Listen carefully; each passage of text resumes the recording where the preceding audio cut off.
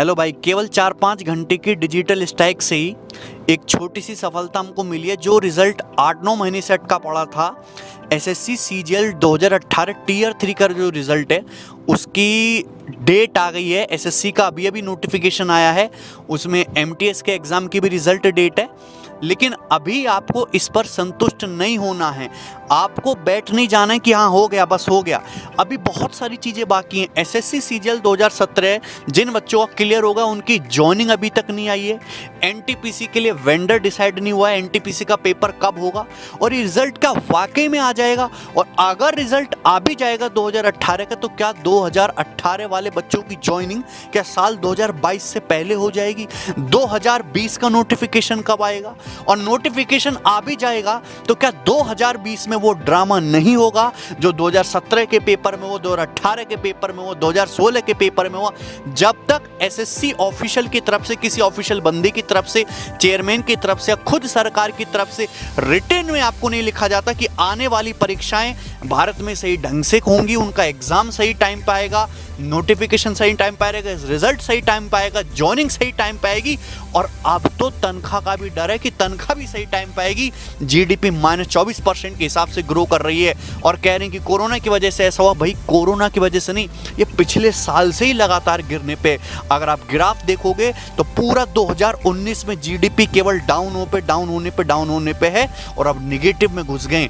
तो सारी ही चीज जब तक आपको रिटन में ना मिल जाए, आपको एक आश्वासन ना मिले कि एसएससी ऑफिशियल की तरफ से, रेलवे की तरफ से, रेलवे मंत्री की तरफ से, बीजेपी सरकार की तरफ से, कि आने वाले समय में जितने भी एग्जाम हैं जो अटके पड़े, एनटीपीसी का हो, आरआरबी ग्रुप डी का हो, आपका दरोगा कोई पेपर हो, या टीचर की भर्ती 69,000 जो लोगों की अभी रुकी हुई है यूपी में, एसएससी का कोई एग्जाम हो, ये आने वाले 1-2 साल में, 1 साल के अंदर निपट जाएंगे। सभी की जॉइनिंग हो जाएगी, सभी का रिजल्ट डेट आ जाएगा बिना किसी चीटिंग पे और लंबे लंबे कोर्ट केस खींचने के बाद, बिना खींचे ही, तब जाके आपको सेटिस्फेक्शन मिलना चाहिए। अभी इस मुहिम को हफ्ते भर तक ऐसे चलाते रहो वर्ल्ड में।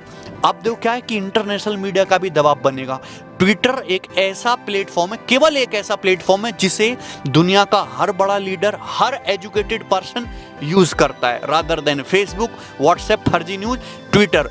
तो जब ये ट्विटर हैशटैग ट्रेंड करता है वर्ल्ड में नंबर 1 पे, speak up for SSC railway student, तो इंटरनेशनल मीडिया भी इस बात को कवर करती है, तो सरकार पे एक टाइप का प्रेशर बनता है और वो स्टूडेंट की बात कहीं ना कहीं उसको शांत करने की कोशिश के लिए आश्वासन जरूर देगी आपको। तो ये मुहिम आपको चलाए रखनी है। छोटी सी आपको सफलता देख के आपको शांत नहीं बैठ जाना है, अदरवाइज ये मुहिम यहीं पे खत्म हो जाएगी। आप बनाए रखिए। और अभी तो ये रिजल्ट की डेट आई है, रिजल्ट आने दीजिए समय पे, जॉइनिंग और नेक्स्ट जो सीजीएल होना है, जो सीईटी होना है, जब तक हमको पूरी तरीके से आश्वासन नहीं होगा कि आने वाले फ्यूचर के एग्जाम भी सही से होंगे, आपको शांत नहीं बैठना है। ठीक है भाई, आप सबका वेलकम कर रहा हूं और बहुत खुशी की बात है कि कम से कम कुछ तो हुआ है। ये तो तय हो गया कि अब सरकार को समझ में तो आ चुका है। भले ही इन्होंने हमें 1 महीने का रिजल्ट डेट दिया है कि 1 महीने बाद रिजल्ट देंगे, कोई बात नहीं, हम ये मान के चल रहे हैं कि हमारी इस मुहिम में 1% ही सी, बट हम कुछ सफल हुए हैं। मतलब कि ऐसा नहीं हुआ है कि सरकार ने इस बार हमें इग्नोर कर दिया। तो दोस्तों बस मैं एक ही चीज कहूंगा कि थमना नहीं है, किसी भी स्थिति में थमना नहीं है।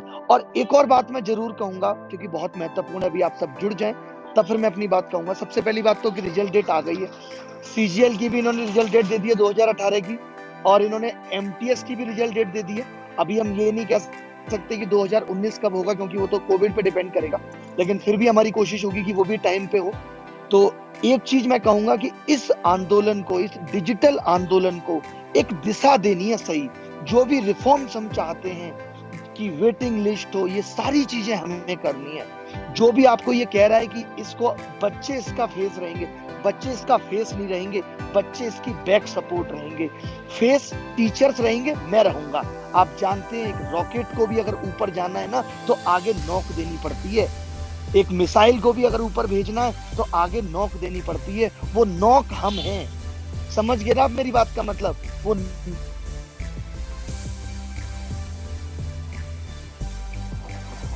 स्पीड बहुत खराब है, लाइव नहीं कर पा रहा हूँ, मेरे सुख है, मेरे पास नेट की स्पीड भी है, सब कुछ है, बट मैं फिर भी लाइव नहीं कर पा रहा हूँ। सबसे बड़ा दुखी बात ये है। और ये जो बेरोजगार हमने चलाया है कि हर बच्चा अपने नाम के पहले लगाए,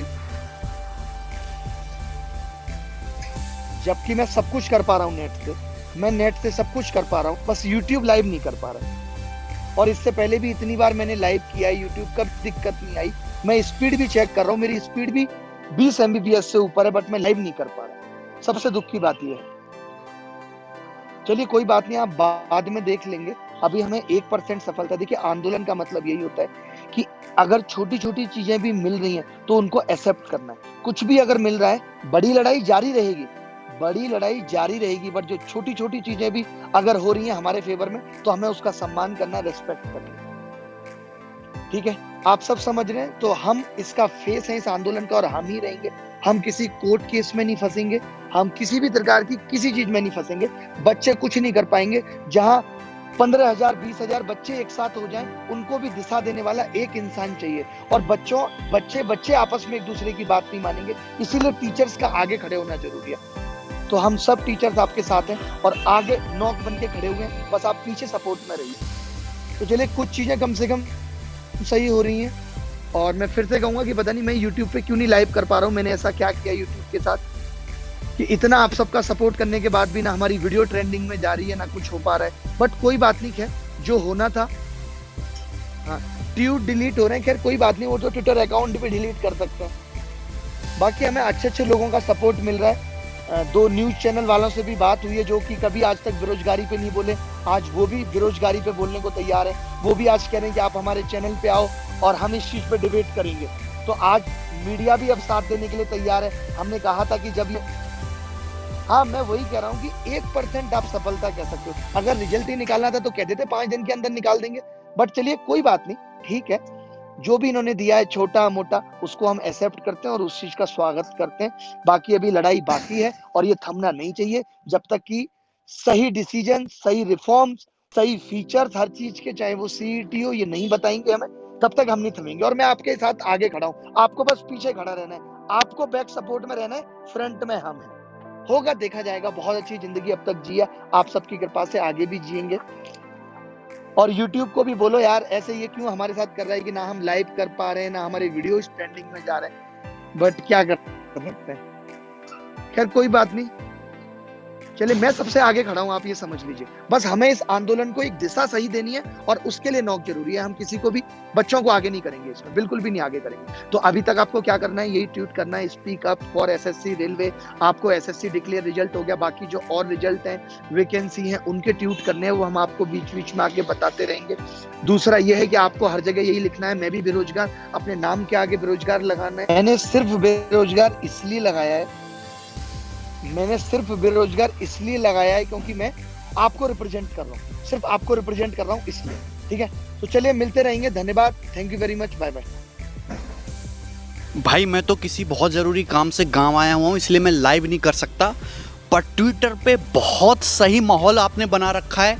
एक एक जो बेरोजगार भाई है ना, जो काबिल होने के बावजूद भी अपने घर में बैठा हुआ है, और इन्होंने जो सरकारी नौकरी को जो पंचवर्षीय योजना बना रखा है ना, आज उसका जो गुस्सा है वो ट्विटर पे दिखना चाहिए।